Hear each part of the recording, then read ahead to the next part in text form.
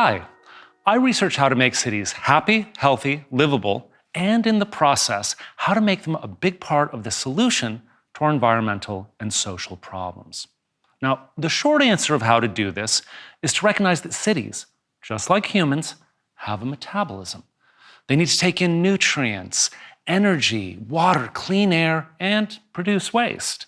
And a lot of our problems can be addressed by bringing things that support urban life back into the city, which can make our cities more affordable, more self-sufficient, more desirable, and as a byproduct, better environmentally. So the question of how cities can best enable human thriving is an ancient one. But there's a recent movement to answer this old question through the new field of happiness studies. And while the research on happiness isn't quite settled, a number of themes have emerged. First, human happiness requires getting our basic needs met. Food, water, shelter, safety. But when your urban rent or mortgage takes up so much of your paycheck, having money for meeting the rest of your needs can be tougher. Second, we are social creatures, and our relationships are essential. But urban sprawl often gets in the way of staying in touch with close friends and relatives, or even having those random interactions with neighbors and acquaintances that boost happiness. Third, healthy, active lives are happy lives. But it's often tough to fit in exercise or a walk when so much of our lives are indoors, working, commuting, or even just running a household. Leading to the fourth element of urban happiness, access to green, wild space. Going for a walk through grass and trees, surrounded by fresh air and the sound of birdsong isn't just nice. Research actually shows that living close to green space heightens our happiness over the long term. But even in cities such as Sydney, with our wonderful wild beaches and bush, access is very, very uneven. Finally, fifth, a sense that our lives are purposeful is key to our happiness. Things like taking time to mentor or volunteering in a community garden are some of the most reliable ways to boost our own happiness. Why? Because when we have a positive impact on the people and places that we care about, it reminds us that what we do matters. But of course, the daily navigation of urban sprawl takes minutes and even hours away from time to make our own lives more enriched by making others more enriched. So, okay, we have 5 fingers and 5 pillars to happiness that can help our cities help us to thrive.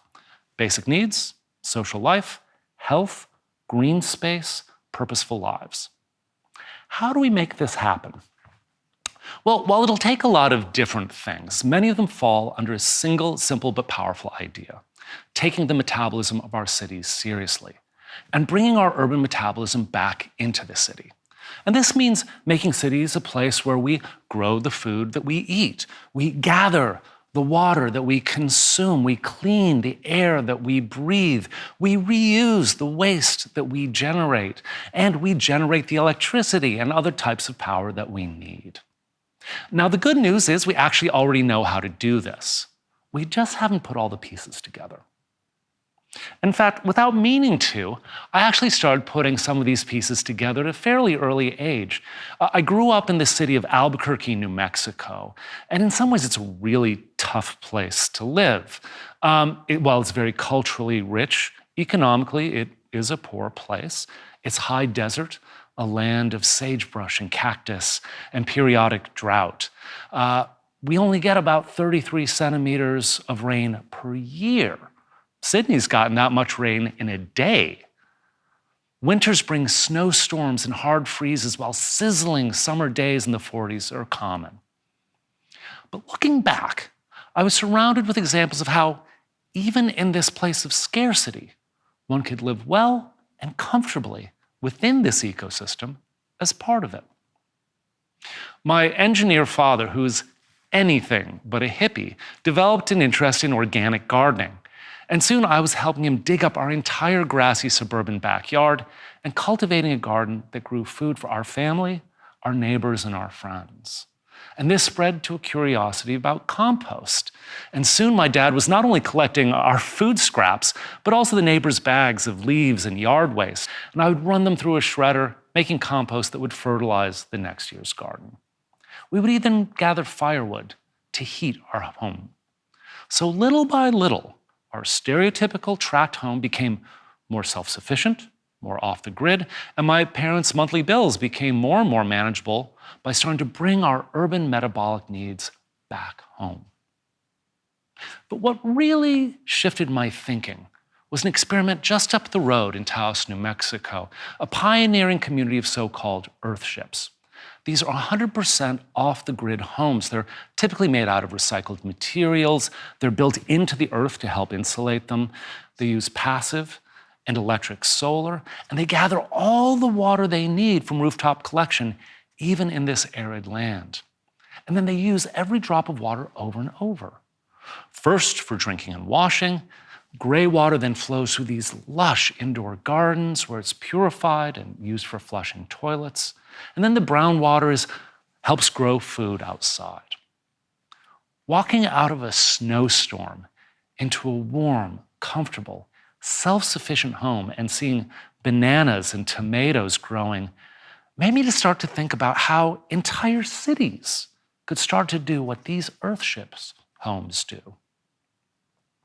Well, after I left home for university, my dad got into beekeeping. And coming back to visit, what really hit me wasn't just how good honey right off the comb could be, but how many people of all generations were now coming to my father's home to help with the bees, to learn about composting, and then going on to spread their knowledge about urban gardening. So while he was bringing the urban metabolism back into his home, my dad was also, as a byproduct, growing a vibrant community of friends and mutual support. And I have to think that both relationships that he cultivated and the active urban metabolic life that he led has enhanced both his health and his happiness as he continues to run and teach about his garden and bees and compost well into his 80s. Well, as an urban researcher, I've encountered all kinds of other innovations that simultaneously enable greater human happiness while reducing economic and environmental footprints. And one of my favorite examples is co-housing, which really reintroduces community. In an apartment block of 30 units, why do we have to set aside space and resources and real estate for 30 kitchens? 30 families having to plan and shop for and cook and clean up after up to 3 meals a day. Co-housing means we can have smaller, potentially more affordable units with a shared kitchen, where each family takes turn preparing just a couple meals a week or doing some other shared task, freeing up a bunch of time to do the things they love to do. Community is built right in because you get more vibrant shared recreational spaces as well. And so over time, there have been a spectrum of these kinds of experiments that bring back different aspects of metabolic functions that have been excluded from cities, whether it's growing community, food production, or reintroducing the wild.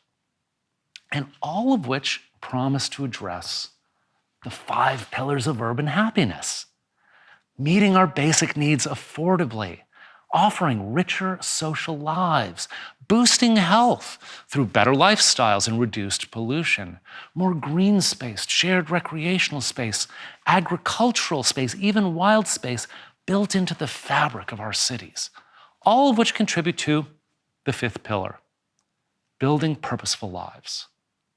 Lives in which your daily activities in community efficiently, self-sufficiently, create opportunities to foster happiness while making the world around you a better place, including actually reducing our environmental problems. Now, unfortunately, these experiments tend to be isolated and piecemeal. One suburban backyard here in Albuquerque, one earthship community over here in Taos, New Mexico, one co-housing experiment outside of London.